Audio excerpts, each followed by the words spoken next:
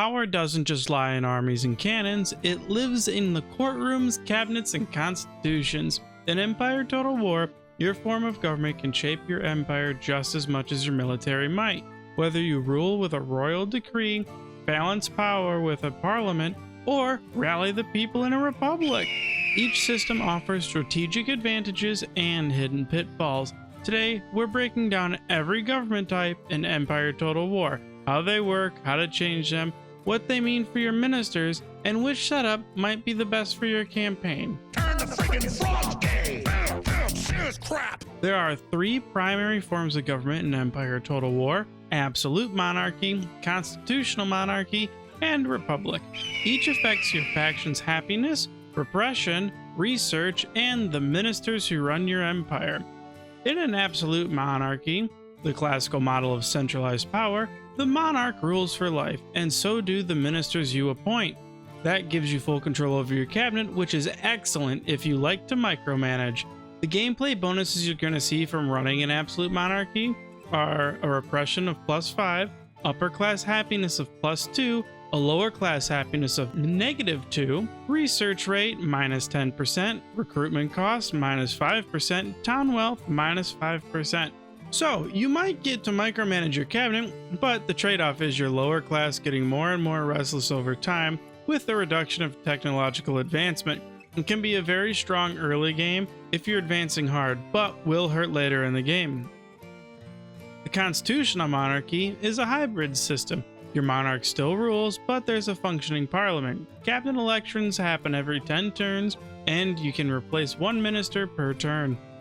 The gameplay bonuses you'll have during running a constitutional monarchy are repression +3, upper and lower class happiness +1 each, town wealth is +5%, and the minister growth rate is +3%.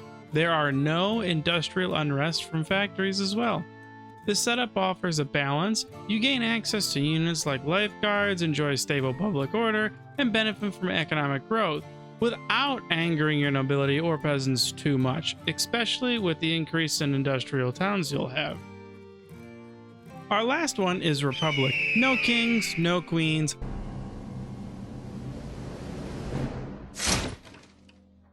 Leadership is elected, and you get a new set of cabinet members every 8 turns.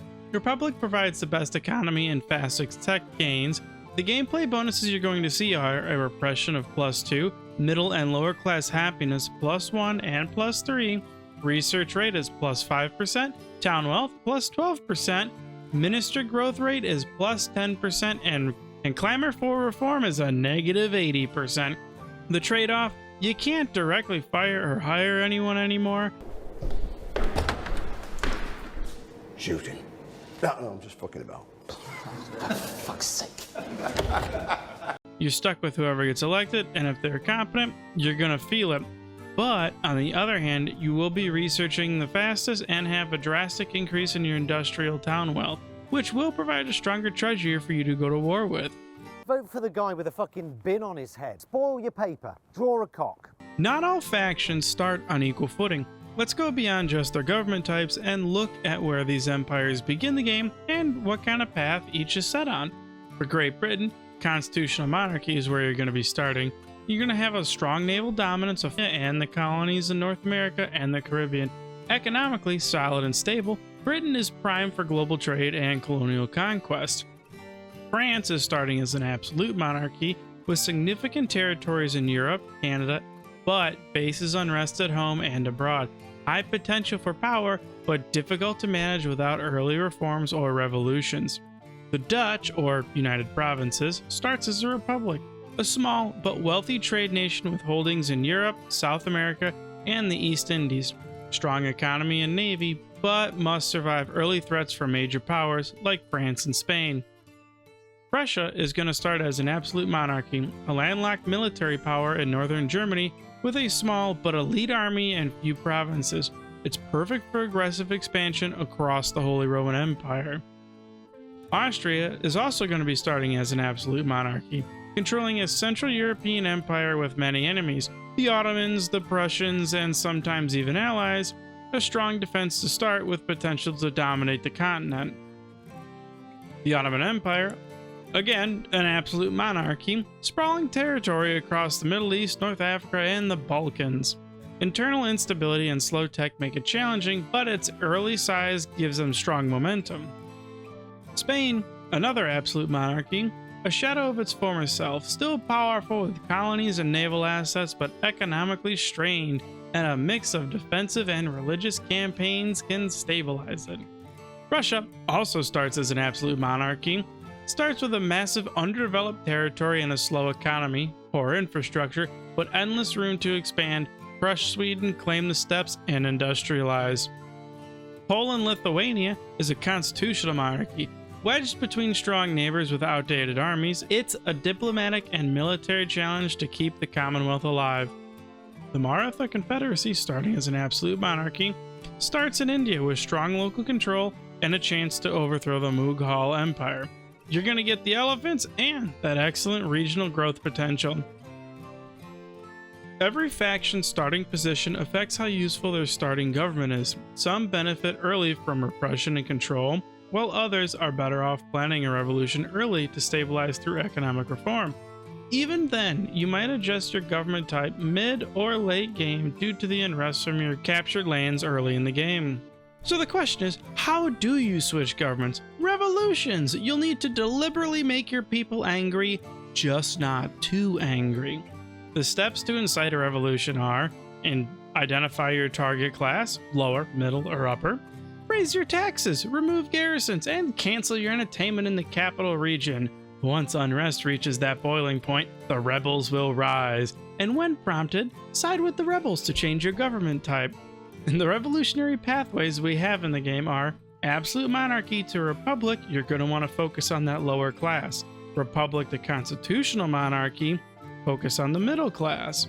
Constitutional monarchy, back to your absolute monarchy, that upper class revolt. Now, a word of advice, this is a full-scale civil war. You'll lose buildings, ministers, and stability. Make sure your military is positioned to strike back immediately if you are not wanting to have a revolt. But if you're wanting to change your government type, make sure their military is far away from your capital city. Take it once and you're good to go. We need Luxembourg to store our pickled herring. Why can't you store them in Sweden? Oh, the whiff. Now, let's talk about ministers, your invisible hand. I wanted to add these in due to some comments on the economics video I made a while back.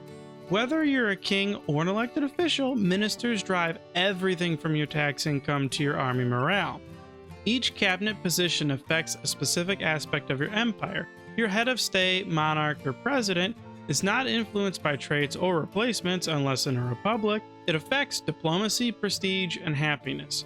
Your Minister of Finance is going to affect your tax income, trade income, and town wealth. The ideal traits are going to be financier, taxman, and entrepreneur. Your Minister of Justice is going to affect repression, town unrest, and research rate. The ideal traits are going to be judge, lawyer, and magistrate. For Minister of the Army, it's going to be affecting your recruitment cost, recruitment speed, and army upkeep. The ideal traits are going to be drill master, veteran, and army reformer. For Minister of the Navy, it's going to affect your naval upkeep, recruitment cost, and replenishment. The ideal traits are going to be admiral, naval architect, and sea dog. Going over those traits and their bonuses, financier is going to be a plus 5% to income tax, plus 2 to trade income, and a plus 1 to management governing effectiveness. Taxman is going to be a plus 10% to tax income, plus 1 to repression, and a minus 1 to lower class happiness. Your entrepreneur is going to be a plus 5 to town wealth growth, and a negative 5 building construction time.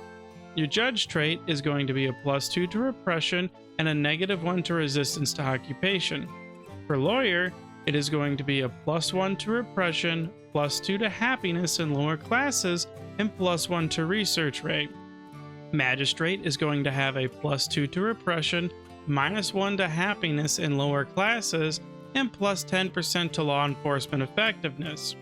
For drill master, we're going to get a negative 10% to army recruitment cost, plus 1 to army movement speed, and plus 1 to army morale.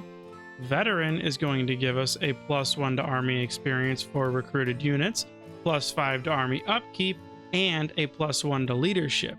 Army Reformer is going to provide us with a -1 turn recruitment time, +2 training effectiveness, and a +1 research rate specifically for military tech. Admiral is going to give us -10% to Navy upkeep, +1 to Navy morale, and a +1 to Naval command.